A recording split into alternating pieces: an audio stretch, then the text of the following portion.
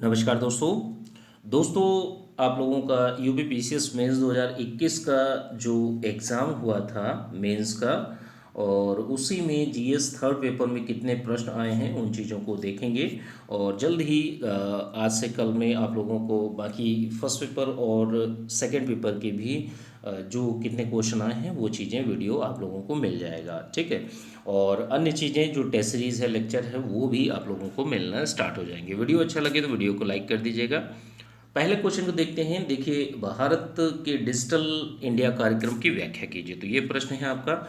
इसको देखिए, जो चीज़ें कराई गई हैं कि जैसे देखिए, डिजिटल भारत कार्यक्रम खेत उत्पादकता और आय बढ़ाने में किसानों की किस प्रकार सहायता कर सकता है, सरकार ने इस संबंध में क्या कदम उठाए। तो पूरा का पूरा क्वेश्चन जो है, देखिए जो ड्राफ्टिंग दी गई थी उसकी मैं बात कर रहा हूँ। केवल ड्राफ्टिंग और टेस्ट सीरीज से जो प्रश्न आए हैं उनकी मैं आप लोगों को दिखा रहा हूँ विद प्रूफ। सारी की सारी चीज़ों को देख सकते हैं। प्रश्न संख्या 56 है और 200 शब्दों में इसको लिखना था। तो ये सारी की सारी चीज़ें जो हैं वो करवाई गई थी। इसी में देखिए, डिजिटल भारत कार्यक्रम खेत उत्पादकता और आय बढ़ाने में किसानों की सहायता कर सकता है, स्पष्ट कीजिए। तो देखिए, सारी की सारी अच्छी तरीके से व्याख्या की गई है, किस तरीके से क्या चीज़ें हैं। तो डिजिटल भारत कार्यक्रम के बारे में पहला ही क्वेश्चन आप लोगों का ये था।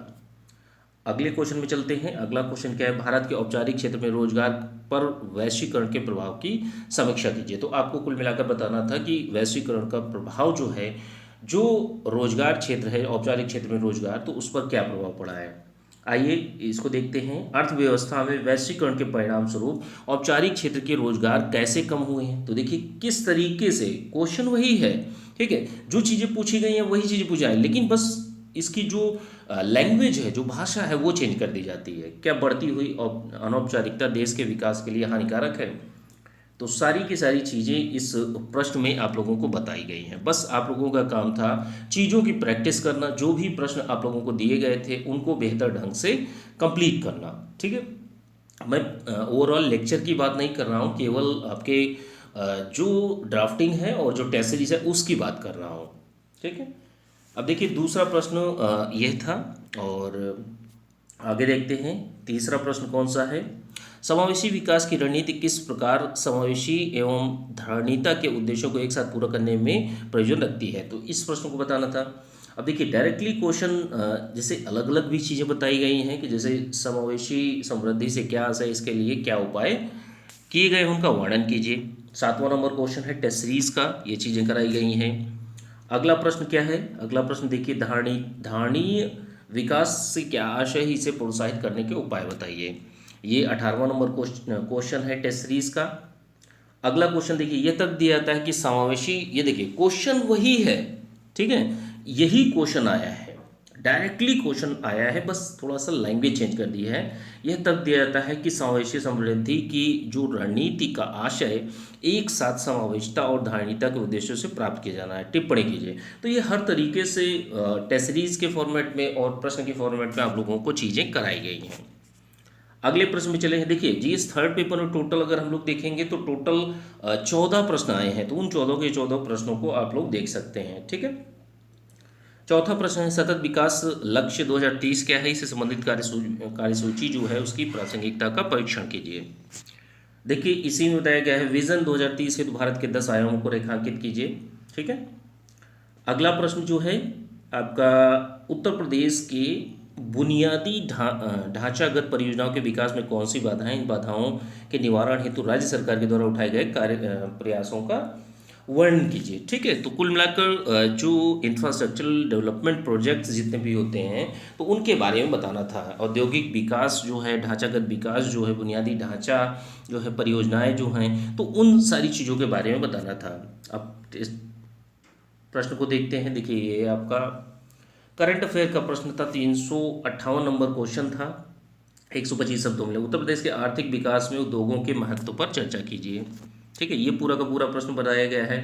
औद्योगिक विकास हेतु उत्तर प्रदेश सरकार द्वारा विभिन्न प्रयासों का उल्लेख कीजिए। हर तरीके से इस प्रश्न को कराया गया है। टेस्ट सीरीज में भी 60 नंबर क्वेश्चन को देख सकते हैं ये, और हर तरीके से चीज़ों को कराया गया है। उत्तर प्रदेश के औद्योगिक क्षेत्र के विकास प्राधिकरण पर विस्तृत व्याख्या कीजिए, ठीक है। तो ये चीज़ें हैं। अगले प्रश्न में चलते हैं। आपका उत्तर प्रदेश के विकास के लिए सरकार के द्वारा उठाए गए कदमों की व्याख्या कीजिए। अलग अलग टेस्ट सीरीज में अलग अलग चीज़ों में आपको प्रश्न दिए गए, बस आपको लोगों का काम क्या था कि चीज़ों को पढ़ना। ठीक है, अब देखिए अगला प्रश्न जो है आपका, आपदा प्रबंधन के विभिन्न प्रकारों एवं कार्यों का उल्लेख कीजिए। तो आपदा प्रबंधन जो होता है डिजास्टर मैनेजमेंट, तो उससे संबंधित प्रश्न था 8वां नंबर क्वेश्चन। अब देखिए इसमें आपदा उपशमन एवं प्रबंधन की नीतियों पर चर्चा कीजिए। ये देखिए 8वां नंबर क्वेश्चन है, डायरेक्टली क्वेश्चन टेस्ट सीरीज से आए हैं। और मैंने यही इसीलिए मैं बार बार आप लोगों को बोलता था कि चीज़ों को बार बार प्रैक्टिस करिए, चीज़ों को लिखिए। ठीक है, बिना लिखे सारी की सारी चीज़ें बेकार रहेंगी, जब लिखेंगे तभी सारी चीज़ें आपकी बेहतर होंगी। अगला प्रश्न ये है, आपदा प्रबंधन से आप क्या समझते हैं, इसके विभिन्न चरणों की विवेचना कीजिए। तो ये है आपका ड्राफ्टिंग में भी दिया गया है, जीएस थर्ड पेपर का प्रश्न है, प्रश्न संख्या 207 है और 200 शब्दों में इसको लिखना था। तो अच्छी तरीके से चीज़ों को देख सकते हैं आप। चीज़ों को अच्छी तरीके से अगर आपने प्रैक्टिस करी होती तो बिल्कुल बेहतर ढंग से चीज़ें हो सकती थी। ठीक है, अगला प्रश्न इसी में मतलब जो आपदा प्रबंधन से संबंधित है जो प्रश्न, तो उससे संबंधित देखिए कितने प्रश्न आप लोगों को कराए गए हैं। ये प्रश्न भी जीएस थर्ड पेपर का है, प्रश्न संख्या 161 है, 150 शब्दों में लिखना है। आपदा प्रबंधन के चरण के दौरान आपदा प्रबंधन चक्र में कार्रवाइयों के प्रमुख तत्वों का वर्णन कीजिए। तो सारी की सारी चीज़ें इसमें ड्राफ्टिंग के माध्यम से बताई गई हैं। बस आप लोगों को कर्तव्य था कि चीज़ों को रटना और प्रैक्टिस करना। ठीक है, अब देखिए अगला प्रश्न जो है 10वां नंबर क्वेश्चन है, आंतरिक सुरक्षा में मीडिया एंड सोशल नेटवर्किंग की भूमिका महत्वपूर्ण है, विश्लेषण कीजिए। तो देखिए इंटरनेट सिक्योरिटी में मीडिया और सोशल नेटवर्किंग की भूमिका क्या है, इसको आप लोगों को बताना था। अब देखिए सामाजिक संजाल स्थल या सोशल नेटवर्किंग साइट्स क्या होती हैं, इससे स्थल से क्या सुरक्षा उलझने में प्रस्तुत होती है, मतलब क्या क्या कठिनाइयाँ आती हैं, ये सारी की सारी चीज़ें बताई गई हैं। जीएस थर्ड पेपर का प्रश्न था, प्रश्न संख्या 25 थी, 200 शब्दों में इसको लिखना था। आइए अगले प्रश्न को देखते हैं। इसी में ही देखिए ये चीज़ है, डायरेक्टली क्वेश्चन टेस्ट सीरीज में दिया गया था।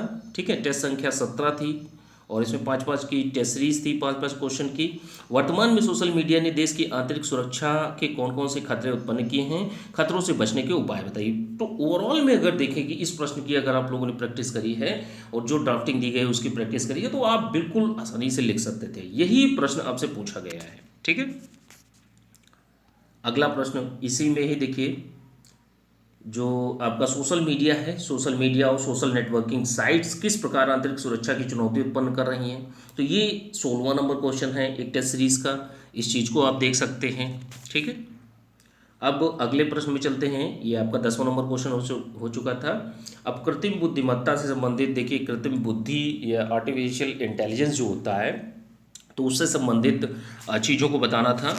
ठीक है, अब देखिए इसमें कृत्रिम बुद्धिमत्ता क्या होती है, इसके महत्व को बताते हुए अनुप्रयोगों का वर्णन कीजिए। तो इसमें सारी की सारी चीज़ें बताई गई हैं, इनको देख सकते हैं। अगला प्रश्न जो है, विभिन्न प्रकार के साइबर अपराधों के बारे में बताइए। मतलब साइबर क्राइम्स जो होते हैं तो उसके प्रकार बताने थे और अपने आप को साइबर अपराधों से कैसे सुरक्षित, मतलब इसके निवारण भी बताना है। ठीक है, तो डायरेक्टली क्वेश्चन को ध्यान रखिएगा, बिल्कुल डायरेक्टली क्वेश्चन आए हैं। भारत में वैश्विक प्रदर्शन वैश्विक साइबर सुरक्षा रणनीति की आवश्यकता क्यों पड़ी, इसके प्रमुख घटकों का वर्णन कीजिए। तो साइबर सुरक्षा और उसके बारे में सारी की सारी चीज़ें बताई गई हैं।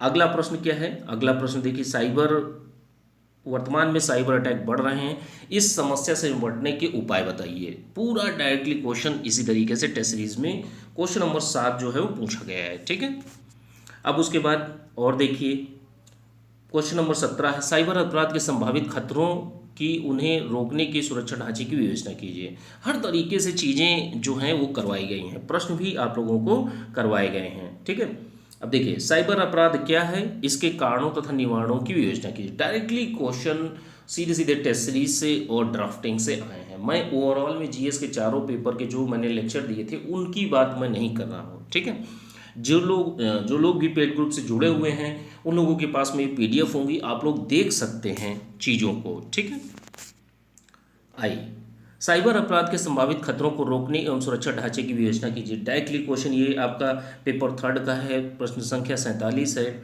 और 125 शब्दों में लिखना है। तो अलग अलग तरीके से चीज़ें आपको प्रोवाइड की गई, बस आप लोगों का काम था चीज़ों की बस केवल प्रैक्टिस करना, क्योंकि आप कितना भी पढ़ लें, कितना भी कुछ भी कर लें, उससे बेहतर चीज़ें नहीं होने वाली। आपको लिखना पड़ेगा, बिना लिखे कुछ भी ठीक नहीं होने वाला।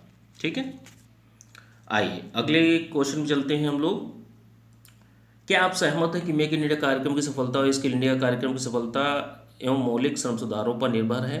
तार्किक तर्कों के साथ विवेचना कीजिए। तो मेक इन इंडिया और स्किल इंडिया, ये सारी की सारी चीज़ें कराई गई हैं आप लोगों को डिटेल में। ठीक है, करंट अफेयर का प्रश्न है, प्रधानमंत्री कौशल विकास योजना को समझाइए, इसके घटकों का वर्णन कीजिए।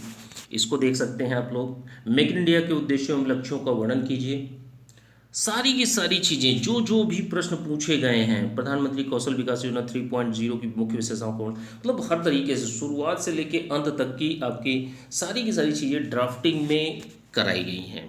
ठीक है, आइए अगले प्रश्न को देखते हैं। ये आपका 14वां नंबर, इसको छोड़ दीजिए। 15वां नंबर क्वेश्चन है, देखिए 15वां नंबर क्वेश्चन, बेरोजगारी विभिन्न प्रकार के हैं, मतलब बेरोजगारी के प्रकार। भारत में बेरोजगारी दूर करने के लिए सरकार के द्वारा उठाए गए विभिन्न प्रयासों का वर्णन कीजिए। तो ये आपसे क्वेश्चन पूछा गया है, 15 नंबर क्वेश्चन है। अब देखिए जो आपका बेरोजगारी है, देखिए भारतीय अर्थव्यवस्था में विभिन्न प्रकार के बेरोजगारी के स्वरूपों का वर्णन कीजिए। डायरेक्टली क्वेश्चन टेस्ट सीरीज से आया है, प्रश्न संख्या 17 है। ठीक है, अगले क्वेश्चन में चलते हैं हम लोग। ये भी टेस्ट सीरीज का टेस्ट क्वेश्चन नंबर 11 है, बेरोजगारी के कारणों का वर्णन करते हुए कुछ उपायों को बताइए। ठीक है, अगले क्वेश्चन को देखते हैं हम लोग। बेरोजगारी के विभिन्न प्रकारों का वर्णन कीजिए। एक ही प्रश्न कई कई बार अलग अलग स्वरूप में आपसे पूछा गया है टेस्ट सीरीज के फॉर्मेट में। ठीक है, बस आप लोगों का काम क्या होता था कि भाई आप लोगों को पढ़ना है और चीज़ों को लिखना है। अब ये देखिए, बेरोजगारी के कारणों का वर्णन करते हुए इसके निदान किए हुए तो उपाय सुझाइए। ठीक है, अगले क्वेश्चन में चलते हैं हम लोग। अगला क्वेश्चन जो है, उत्तर प्रदेश के प्रमुख उद्योगों के विकास की चर्चा कीजिए, इसके विभिन्न चुनौतियों पर प्रकाश डालिए। 16 नंबर क्वेश्चन है आपका। अब देखिए, उत्तर प्रदेश के आर्थिक विकास उद्योगों पर के महत्व पर चर्चा कीजिए। तो ये आपका क्वेश्चन है, पूरा का पूरा ड्राफ्टिंग कराई गई है। ठीक है, औद्योगिक विकास हेतु उत्तर प्रदेश सरकार के द्वारा विभिन्न प्रयासों का वर्णन कीजिए। Question number 16। ठीक है, इसको आप लोग देख सकते हैं। टेस्ट सीरीज में भी चीज़ें कराई गई, डायरेक्टली क्वेश्चन चीज़ें बताई गई हैं। ये 11वां नंबर क्वेश्चन, उत्तर प्रदेश में औद्योगिक विकास के क्षेत्र प्राधिकरणों पर विस्तृत व्याख्या कीजिए। तो ये भी चीज़ें कराई गई हैं आपको। अगले क्वेश्चन में देखते हैं, उत्तर प्रदेश के विकास के लिए सरकार के द्वारा उठाए गए कदमों की विवेचना कीजिए, वर्णन कीजिए। तो ये चीज़ें देखिए, सारी की सारी चीज़ें टेस्ट सीरीज के फॉर्मेट में और ड्राफ्टिंग के फॉर्मेट में आप लोगों को कराई गई। उत्तर प्रदेश के उद्योग धंधों के विकास पर टिप्पणी लिखिए। अगर इस प्रश्न को भी आप, मतलब हर तरीके से हर स्वरूप में आप लोगों को प्रश्न इतने कराए गए हैं, जो भी प्रश्न पेपर में आए हैं तो वो आप करने में सक्षम होते अगर आप लोगों ने सारी की सारी चीज़ें प्रैक्टिस करी होती तो। ठीक है, जो व्यक्ति भी किया कर लिए होंगे उनका पेपर नो डाउट बहुत अच्छा गया होगा। ठीक है, अब देखिए 16वां नंबर हो चुका। जो 17 नंबर क्वेश्चन है उसको छोड़ दीजिए। 18 नंबर क्वेश्चन को देखते हैं। आतंकवाद और भ्रष्टाचार देश की आंतरिक सुरक्षा को बाधित करते हैं, कैसे? समीक्षा कीजिए। ठीक है, 18वां नंबर क्वेश्चन है, 18वें को देखते हैं।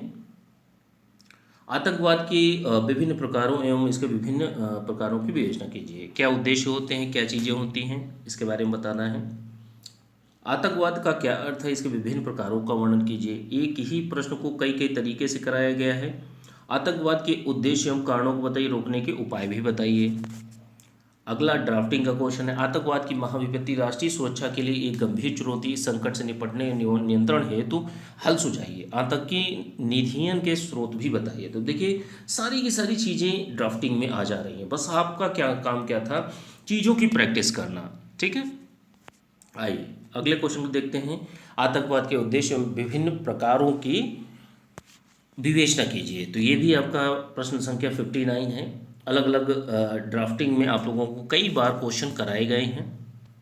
अब अगला क्वेश्चन जो है ये 19वां नंबर छोड़ दीजिए। ठीक है, 14 क्वेश्चन आए हैं टोटल, आप लोग देख सकते हैं। लास्ट क्वेश्चन जो है आपका, साइबर डोम परियोजना क्या है, भारत में इंटरनेट अपराध रोकने में कैसे उपयोगी होगा, व्याख्या कीजिए। ठीक है, अब देखिए साइबर डोम परियोजना के बारे में ये क्वेश्चन कराया गया है कि नहीं कराया गया है। देखिए पेपर थर्ड का प्रश्न है, प्रश्न संख्या 19 है और 125 शब्दों में आप लोगों को लिखना था। साइबर डोम परियोजना क्या है, स्पष्ट कीजिए कि भारत में इंटरनेट अपराधियों को नियंत्रित करने में किस प्रकार उपयोगी सिद्ध हो सकता है। तो अब देख लीजिए बिल्कुल डिट्टो वही चीज जो प्रश्न पेपर में पूछा गया है। देखिए जो चीज़ यहाँ पर लिखी है बिल्कुल एज इट इज़ आपको ड्राफ्टिंग दी गई है। अब इससे बड़ी चीज़ क्या हो सकती है। जो भी क्वेश्चन है, जो भी चीज़ें आई हैं, मैंने डायरेक्टली चीज़ें, डायरेक्टली क्वेश्चन आप लोगों को दिखाए हैं, ठीक है। और जीएस के फर्स्ट पेपर और सेकंड पेपर की चीज़ें जो हैं वो लगभग संभवतः कल आप लोगों को मिल जाएंगी, उन चीज़ों को भी देख सकते हैं, ठीक है। बस मैं आप लोगों से रिक्वेस्ट यही करता हूँ कि जो भी पीडीएफ, जो भी ड्राफ्टिंग और टेस्ट सीरीज दी गई है, और भी जो जीएस के चारों पेपर के नोट्स जो हैं, हिंदी, ऐसे इन सारी चीज़ों के भी दिए गए हैं, तो उनको भी आप लोग लेकर अभी से प्रैक्टिस कर सकते हैं, चीज़ों को बेहतर ढंग से लिखना शुरू कर सकते हैं। क्योंकि देखिए समय किसी के लिए नहीं रुकने वाला, ठीक है। तो आपके लिए नहीं रुकेगा, न किसी के और के लिए रुकेगा। जो लोग सिलेक्शन लेंगे वो लोग निरंतर रूप से पढ़ाई करेंगे, प्रैक्टिस करेंगे। चीज़ें सब होती हैं। अब सोच कर देखिए कि जो भी चीज़ें मैंने दिखाई हैं, अगर कोई भी व्यक्ति इन चीज़ों की प्रैक्टिस करके एग्ज़ाम हॉल में जाता है और उसको 20 में से जो 14 क्वेश्चन अगर बिल्कुल प्रैक्टिस किए हुए में से आ जाते हैं, और बाकी के 6 क्वेश्चन भी ऐसा नहीं है कि उसने अन्य चीज़ें अन्य जगहों से नहीं पढ़ेगा, बिल्कुल पढ़ते हैं, तो उन चीज़ों से भी बेहतर करने का प्रयास करते हैं। तो आप सोच कर देखिए कि आप लिखने में कौन सी हालत, जो स्थिति होगी, बहुत अच्छी स्थिति में आप होंगे, ठीक है। तो जो लोग भी अपना जो चीज़ें हैं इन पीडीएफ को ले सकते हैं, ठीक है। जो नंबर है 9140085178, इस नंबर पर मैसेज करके आप लोग जानकारी ले सकते हैं, ठीक है। यूपीपीसीएस मेंस 2022 के ग्रुप भी चल रहे हैं, तो उनमें आप लोग पीडीएफ ले सकते हैं, सारी की सारी चीज़ें ले सकते हैं और चीज़ों की प्रैक्टिस कर सकते हैं, ठीक है। चलिए ठीक है, थैंक यू, मिलते हैं अगले वीडियो में।